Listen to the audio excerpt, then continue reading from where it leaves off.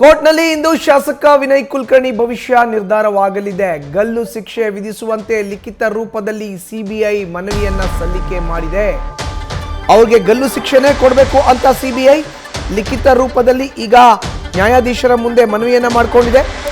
ಕಡಿಮೆ ಪ್ರಮಾಣದ ಶಿಕ್ಷೆಗೆ ದೋಷಿಗಳ ಪರ ವಕೀಲರು ಮನವಿಯನ್ನ ಮಾಡ್ಕೊಳ್ತಾ ಇದ್ದಾರೆ.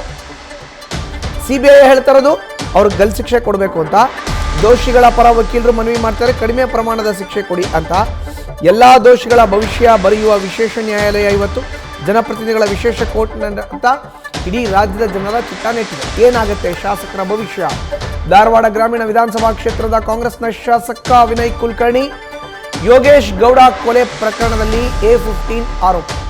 ಈಗ ಇವತ್ತು ಅವರ ಭವಿಷ್ಯ ನಿರ್ಧಾರ ಆಗತ್ತೆ. ಈಗಾಗಲೇ ಪರಪ್ಪನ ಅಗ್ರಹಾರ ಜೈಲಿನ ಸೇರಿದ್ದಾರೆ ಅವರು.